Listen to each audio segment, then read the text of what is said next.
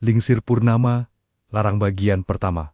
Selamat malam, teman-teman pendengar setia berita mistis dimanapun kalian berada. Kembali lagi dengan saya, yang akan menemani kalian di tengah malam yang sunyi ini, dengan sebuah kisah yang mungkin akan membuat kalian berpikir dua kali untuk memotong jalan saat larut malam. Kisah ini kami ambil dari sebuah pengalaman, sebuah perjalanan yang seharusnya biasa, namun berujung pada sebuah petualangan melintasi batas yang tak terlihat. Sajikan secangkir kopi hangat kalian, rapatkan selimut, dan mari kita masuk ke dalam kisah tentang Jaka Prasetya. Jaka Prasetya adalah seorang pria biasa yang bekerja sebagai desainer interior di Surabaya. Malam itu, lelah sudah menjadi bagian dari tubuhnya. Seorang rekannya jatuh sakit, membuatnya harus lembur berhari-hari, menumpuk deadline yang seharusnya bukan tanggung jawabnya semata. Jam sudah menunjukkan pukul 1:30 dini hari ketika Jaka akhirnya memutuskan untuk pulang. Rasa lelah itu terasa di setiap otot. Pikirannya berkabut. Namun ada satu dorongan yang lebih kuat dari kantuk yang membelenggu. Kerinduan pada sang istri, Ratri Wulandari, yang tengah hamil tua di Gresik. Cinta memang seringkali membuat manusia melakukan hal-hal yang tidak logis, termasuk mengendarai motor di tengah malam buta. Biasanya, Jaka akan menginap di kosnya.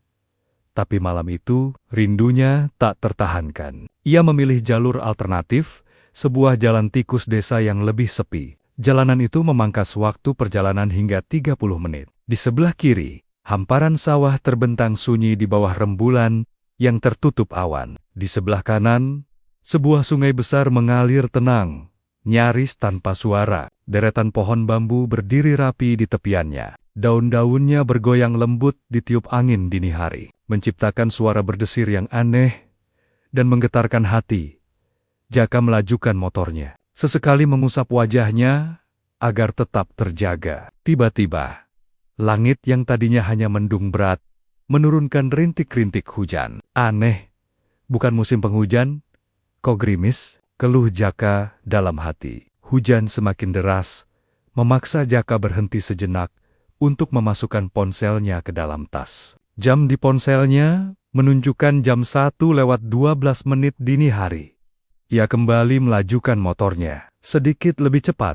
Kali ini, bayangan akan berita begal yang sering muncul di TV tiba-tiba muncul di kepalanya, membuat jantungnya berdebar lebih kencang. Tidak lama kemudian, sebuah kabut mulai menyusup dari kejauhan. Kabut itu bukan kabut biasa. Ia bergerak dengan aneh, seolah memiliki kehidupan sendiri. Makin mendekat lalu menelan jalan di depan Jaka dengan utuh. Pandangannya menjadi terbatas. Bahkan untuk melihat ujung stang motornya sendiri pun sulit. Jaka merasa ragu, namun ia hafal betul jalur ini. Tidak ada persimpangan sejak beberapa kilometer terakhir. Ia memutuskan untuk terus maju pelan, berharap jalannya lurus. Tiba-tiba, matanya terbelalak kaget. "Astagfirullah!" teriaknya refleks. Ia mengedipkan matanya berulang kali. Roda motornya rasanya tidak menapak jalan. Sensasinya seperti melayang rendah di antara kabut tebal. Rasa panik mulai merayap. Namun ia berhasil menekannya, terus melaju dengan keyakinan bahwa ini hanyalah ilusi. Lalu, seolah disedot oleh sebuah kekuatan tak terlihat, kabut itu menguap dengan tiba-tiba. Jaka menghembuskan nafas panjang. "Aku pasti salah lihat, rodanya kan menempel jalan," bisiknya. Tapi ketika ia menatap ke depan, keringat dingin mengucur deras di punggungnya. Jalanan di depannya begitu gelap, tidak ada cahaya lampu kota. Tidak ada cahaya lampu rumah, tidak ada apa-apa selain sorot lampu motornya yang seolah ditelan oleh kegelapan yang pekat. Ini adalah gelap yang berbeda, gelap yang memiliki berat dan tekanan. Jaka terus memacu gas, tidak berani berhenti. Di kejauhan, ia melihat siluet sebuah pohon besar yang menjulang tinggi di sebelah kiri. Batangnya terlihat sangat tebal, seolah dibutuhkan 3 orang dewasa untuk memeluknya. Ranting-rantingnya yang menjuntai terlihat seperti tangan-tangan kering yang menggigil di tengah malam. Jaka merinding, ia mempercepat laju motornya, menolak untuk menoleh pada pohon yang entah mengapa terasa sangat hidup itu. Tidak lama setelah melewati pohon besar itu, Jaka melihat sebuah cahaya redup di kejauhan. Sebuah kampung. Alhamdulillah. Leganya. Ia memacu motornya lebih cepat, berharap bisa bertanya arah. Namun, ketika ia tiba di deretan rumah tersebut, kebingungan yang lebih besar menyergapnya. Semua rumah di sana terbuat dari anyaman bambu dengan atap daun kelapa. Cahaya yang terlihat bukan dari lampu listrik, melainkan dari lampu templok yang menggantung di teras. Tidak ada satupun bangunan modern, seolah waktu di kampung ini telah berhenti berabad-abad yang lalu. Yang lebih aneh, kampung itu sunyi senyap, tidak ada suara, tidak ada orang yang lalu lalang. Semua pintu dan jendela tertutup rapat. Ah, iya, ini sudah malam sekali. Pasti semua warga di sini tertidur, kata Jaka pada dirinya sendiri, mencoba masuk akal. Ia memperlambat motornya, matanya menyisir setiap sudut rumah, berharap ada tanda-tanda kehidupan. Tidak ada. Di kejauhan, telinganya menangkap sebuah alunan musik gamelan yang lembut dan melankolis, disertai suara sinden yang melantunkan tembang Jawa. Suaranya lirih, hampir seperti bisikan yang menyentuh langsung ke tulang. Hajatan? Berarti masih ada orang, gumam Jaka. Semangatnya kembali bangkit. Ia memacu motornya menuju sumber suara, menuju sebuah kampung yang seharusnya tidak ada di peta manapun. Di depan sebuah gubuk yang sedikit lebih besar dari yang lain, ia melihat seorang kakek berdiri. Kakek itu mengenakan udeng di kepalanya dan baju serta celana longgar khas petani Jawa.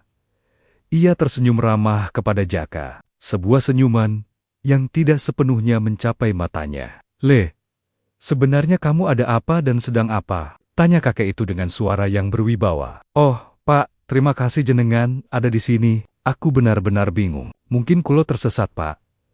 Sebenarnya saya mau ke Gresik, tapi entah kenapa saya mengambil jalur alternatif, lalu sampai di sini," jawab Jaka dengan cepat. Kakek itu tidak menjawab, matanya menyelidiki Jaka dari atas hingga ke bawah. "Pak, maaf, apakah Bapak mendengar saya?" tanya Jaka bingung. "Walah, Le, kamu tersesat. Kalau begitu, kamu pasti lelah. Mari masuk ke gubuk saya dulu," kata kakek itu, menuntun Jaka masuk. Di dalam gubuk, kakek itu menawarinya makanan singkong rebus. Karena lapar dan lelah, Jaka menerima tawaran itu. Setelah makan, Jaka bertanya, "Lalu, Pak, bisakah Bapak tunjukkan arah mana agar saya bisa pulang?" Kakek itu menarik napas panjang sebelum bicara. "Le, kamu itu sekarang berada di dunia yang lain, berada di dimensi yang lain. Ini bukan alam muna." Jantung Jaka serasa copot, badannya gemetar. "Maksudnya bagaimana, Pak? Ini bukan dunia saya lagi?" Tiba-tiba, semua keanehan yang ia alami terasa masuk akal. Ia terbayang wajah Ratri, kehamilannya, dan bayi yang dinantinya. "Lalu, Pak, apa saya bisa pulang? Tolong saya, Pak. Saya benar-benar hanya ingin bertemu istri saya," pintanya dengan suara bergetar. "Bisa, Le. Kamu anak baik," kata kakek itu, lalu mengambil sebuah batu hitam yang sangat berkilat dari sakunya. "Pegang ini, Nak. Ini akan membantumu untuk pulang. Nanti ketika kamu pulang, batu ini jangan sampai terjatuh. Tapi, ada satu syarat. Ketika kamu melewati semua ini, kamu tidak boleh menengok ke belakang dan berhenti. Walau apapun yang mengganggumu, kamu harus tetap melajukan motormu lurus. Ingat, Le, kalau kamu melanggar pantangan itu, maka kamu akan selamanya di sini." Jaka mengangguk patuh, menerima batu itu, dan memasukkannya ke dalam tas selempangnya. "Baik, Pak, matur nuwun." Jaka keluar dari gubuk itu, mencium tangan kakek itu dengan takzim. Ia tahu, kakek itu bukan manusia biasa. Ia segera menghidupkan motornya, dan dari kaca spion, ia melihat kakek itu tersenyum mengantarnya pergi. Kali ini, saat Jaka melaju kembali melewati deretan rumah gubuk, kampung itu tidak lagi sepi. Setiap halaman rumah kini ada aktivitasnya. Ada anak-anak yang bermain, seorang perempuan yang menyisir rambutnya, seorang kakek yang duduk termangu. Bahkan di sebuah halaman, ia melihat 2 kereta kencana lengkap dengan kudanya. Jaka hanya bisa melihat semua itu lewat pantulan kaca spion, tanpa berani menoleh. Ia fokus lurus ke depan, gemetar ketakutan. Namun bayangan wajah Ratri terus memberinya kekuatan.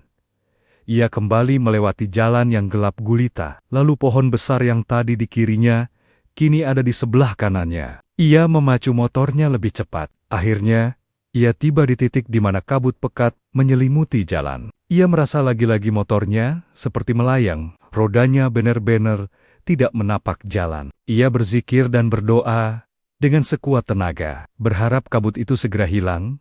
Setelah apa yang terasa seperti selamanya, kabut itu akhirnya sirna. Jaka bisa merasakan roda motornya kembali menapak aspal. Ia mengenali tempat ini. Ini adalah titik awal ia memasuki jalur alternatif tadi. Ia segera melarikan motornya menuju sebuah masjid yang tidak jauh dari sana. Tidak lama kemudian, azan subuh berkumandang. Jaka segera mengambil wudhu, melupakan semua kejadian aneh tadi, hanya merasakan kelelahan yang luar biasa.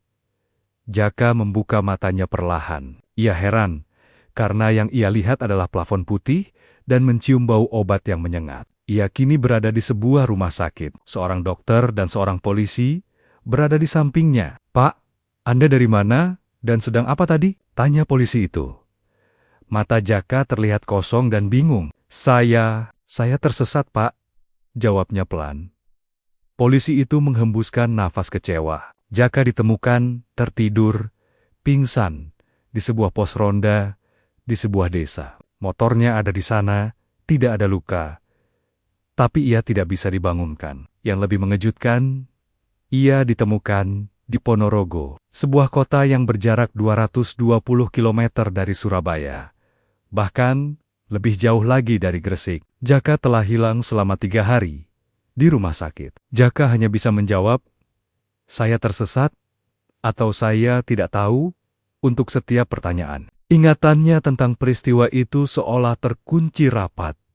Hanya menyisakan rasa bingung dan ketakutan. Berbekal ponselnya, polisi akhirnya menghubungi Ratri dan keluarganya. Ratri terisak melihat keadaan suaminya yang linglung. Jaka pun cuti karena sakit, namun keadaannya tidak kunjung membaik. Ia sering termenung, dan jika ditanya, jawabannya selalu sama. Akhirnya, atas saran tetua desa, Ratri membawa Jaka untuk diruqyah oleh seorang ustaz. Pengobatan secara ruqyah perlahan membawa dampak baik. Jaka mulai bisa berbicara banyak. Fokusnya kembali, dan matanya tidak lagi kosong. Ia pun kembali bekerja di kantor cabang baru di Gresik, sehingga tidak perlu jauh dari Ratri. Namun, ada yang aneh dengan rumah mertuanya sejak Jaka pulang. Sesuatu yang gelap dan tak kasat mata ikut serta dalam kepulangannya. Suasana mencekam itu dimulai secara perlahan. Suatu malam, Ratri sedang duduk di depan meja rias. Di cermin, ia melihat sebuah kilatan bayangan melintas di belakangnya. Ia membeku, lalu menoleh cepat. Lorong di balik pintu kamar kosong. Tapi, ketika ia menatap lagi ke cermin, ia melihat sesosok perempuan berambut panjang, dengan gaun putih kusam, berdiri di ujung lorong. Kepala perempuan itu miring secara tidak wajar. Matanya yang hitam menatap tanpa berkedip. Ratri ingin berteriak, tapi suaranya tercekat. Ia menoleh lagi ke lorong, dan sosok itu lenyap. Malam itu, lampu kamurnya tidak dimatikan, dan Ratri tidak bisa tidur. Beberapa hari kemudian, adik Ratri, Dita, yang pulang malam, melihat sebuah sosok kakek bungkuk, dengan pakaian kusam, berdiri di bawah pohon mangga di halaman. Yang membuat Dita membeku adalah cara kakek itu menoleh. Lehernya berputar dengan gerakan yang sangat kaku dan tidak alami. Wajahnya pucat, dan matanya kosong menatap lurus ke arah Dita. Dita baru bisa bergerak setelah sosok itu menghilang di balik bayangan pohon. Ia langsung menggedor pintu rumah dengan ketakutan. Ayah Ratri, Pak Mulyono, juga mulai mengalami hal aneh. Setiap malam, ia mendengar suara ketukan pelan, tok, tok, tok, yang datang dari arah yang berbeda-beda. Kadang dari pintu, kadang dari lemari, kadang dari lenggit-langit kamar Jaka. Suara itu selalu 3 kali, lalu hilang. Pak Mulyono tidak lagi berani mencari sumbernya. Ia hanya duduk di ruang tamu dengan lampu menyala penuh, sambil memegang tasbih dan membaca ayat kursi tanpa henti. Rumah itu menjadi tempat yang mencekam. Setiap anggota keluarga diganggu oleh makhluk gaib yang berbeda bentuk. Yang aneh, hanya satu orang yang tidak pernah diganggu. Jaka Prasetya. Kenapa cuma Mas Jaka yang tidak diganggu? Tanya Dita suatu hari dengan suara bergetar. Jaka hanya bisa tersenyum kebingungan. Aku juga tidak tahu, Dik. Mungkin mereka baik padaku, tapi semua orang tahu ini tidak biasa. Kegelisahan mereka semakin menjadi. Jaka, yang menjadi pusat dari semua kejadian ini, justru menjadi satu-satunya yang aman. Pada malam ke-7 setelah kepulangannya, Jaka bermimpi. Dalam mimpinya, ia berjalan di jalan tanah yang basah dan berkabut. Ia bertemu lagi dengan kakek tua yang menolongnya. Kamu bawa sesuatu, Le? Tanya kakek itu. Nyuwun sewu, Pak. Bawa apa? Benda dari alam kami. Bungkus benda itu dengan kain kafan dan kubur di bawah pohon besar di pemakaman desa Gending. Kalau tidak, mereka akan datang terus. Jaka terbangun dengan napas menderu dan keringat bercucuran. Kalimat mereka akan datang terus-terus bergema di telinganya. Ia segera membangunkan Ratri. Intan, mana tas selempangku yang aku pakai saat itu? Setelah dibuka, di dalam tas itu tergeletak sebuah batu sebesar kepalan tangan. Batu itu tidak lagi hitam mengkilap seperti yang Jaka ingat, tapi kusam dan kotor. Saat Jaka menggenggamnya, lampu kamar berkedip, lalu padam. Sebuah dingin yang menusuk menyergap ruangan. Ini penyebabnya, bisik Jaka. Pagi harinya, Jaka menceritakan mimpinya pada mertuanya. Pak Mulyono lalu mengundang Ustaz Hafiz, yang biasa meruqyah Jaka. Mendengar cerita Jaka, Ustadz Hafiz manggut-manggut. Aku pernah dengar hal seperti ini.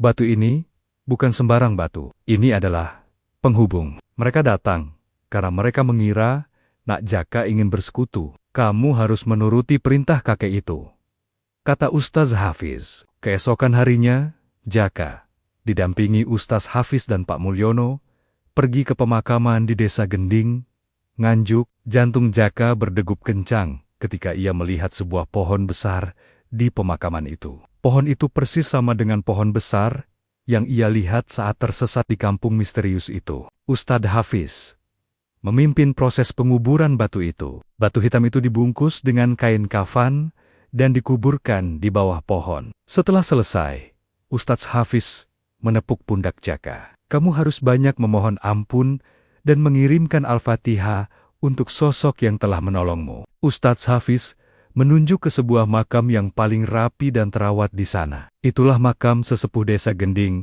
Muhammad Bandi. Tadi, aku melihat sosok kakek yang menolongmu berdiri di samping makam ini. Dia tersenyum melihatmu. Jaka menatap makam itu dengan penuh rasa hormat. Matur suwun, Mbah. Terima kasih telah menyelamatkan saya. Seolah mendengar, sebuah daun Kamboja jatuh perlahan di sampingnya. Beberapa hari kemudian, suasana di rumah Pak Mulyono kembali normal. Tidak ada lagi suara ketukan, tidak ada lagi bayangan aneh di cermin. Rumah itu kembali terasa hangat dan penuh kedamaian. Jaka rutin mengirimkan doa untuk makam sesepuh Muhammad Bandi.